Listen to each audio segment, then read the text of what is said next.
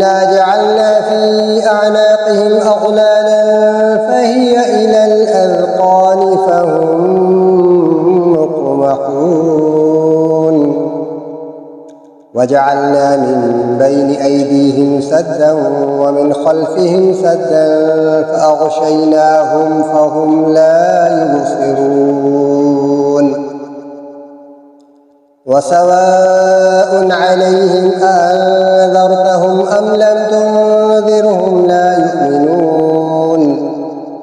إنما تنذر من اتبع الذكر وخشي الرحمن بالغيب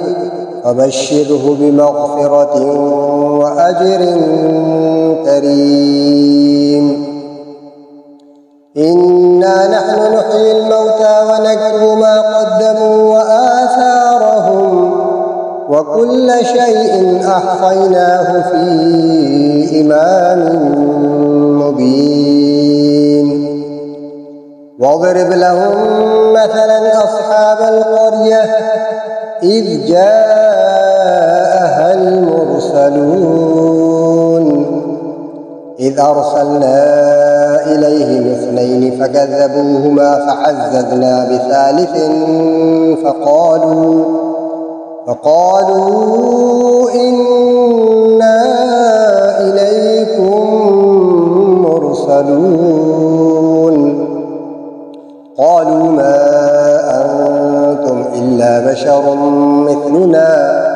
وما أنزل الرحمن من شيء إن أنتم إلا تكذبون قالوا ربنا يعلم إنا إليكم لمرسلون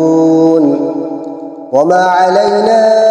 إلا البلاغ المبين قالوا إنا تطيرنا بكم لئن لم تنتهوا لنرجمنكم وليمسنكم منا عذاب أليم قالوا طائركم معكم أئن ذكرتم